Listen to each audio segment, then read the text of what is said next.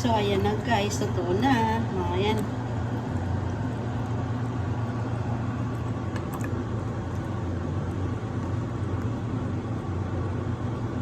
That's it guys. Yummy.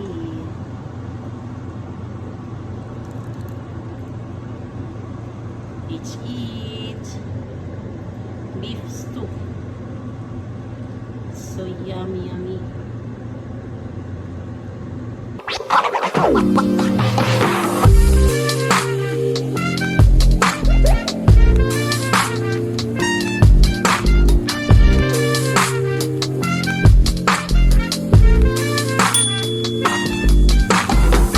Hi guys, tara samahan niyo ako magluto ngayon ng beef stew. Serbian food. Yan yung beef natin.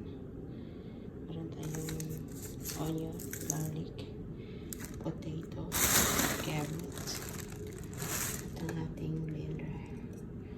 So, let's start guys. Ang sibuyas.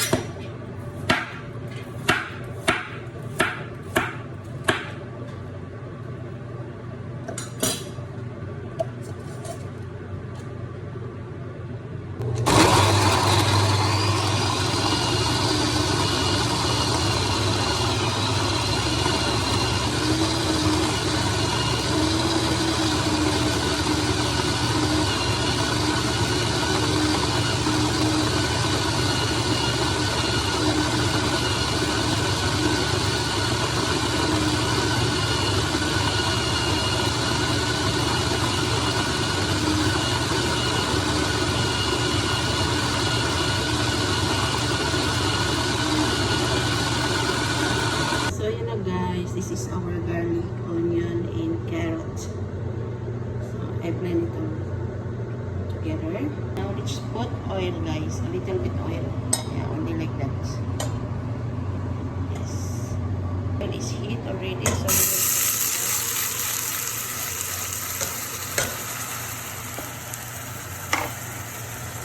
will mix it together.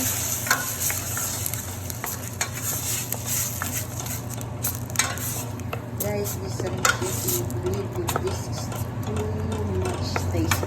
So, ayan. So, ayan na guys. So, it's dry already. So, we can put our meat now. So, we will put our meat now.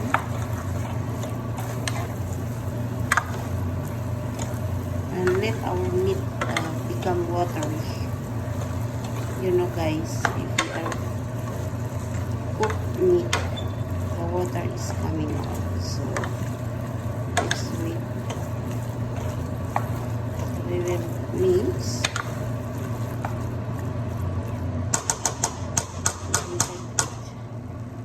Okay guys, the water is coming.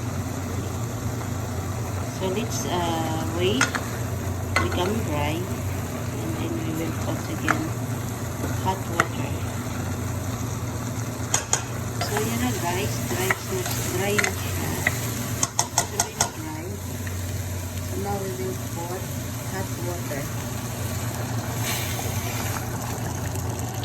So, na, like that. See? It's deep. The meat is deep.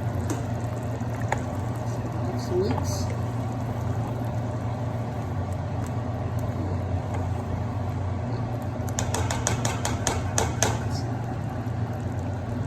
let's put paprika.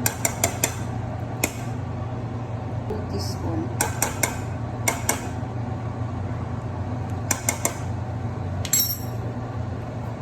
And then mix.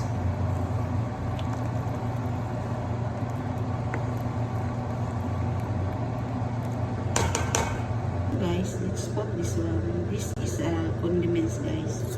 Actually, this is dried carrot, dried potato, dried bell pepper, have onion also, and garlic. And then they are making powder. So let's put like this, guys. 2 tablespoons.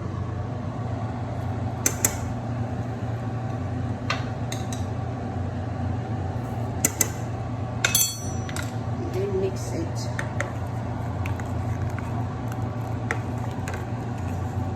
Believe me, guys, this food is too much tasty. It's so nice.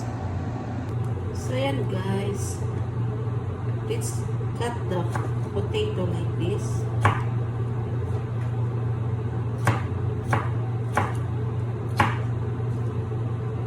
Like this.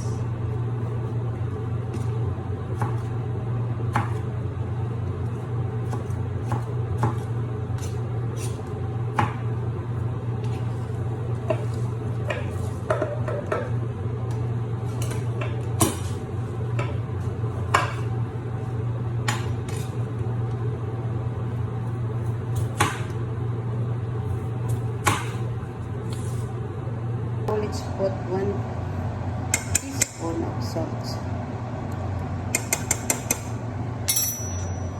And then mix it.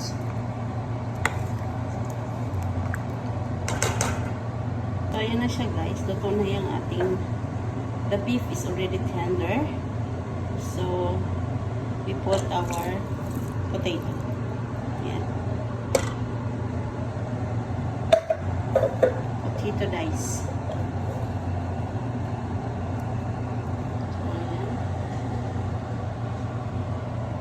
Let's mix. Yeah. And we will put again hot water.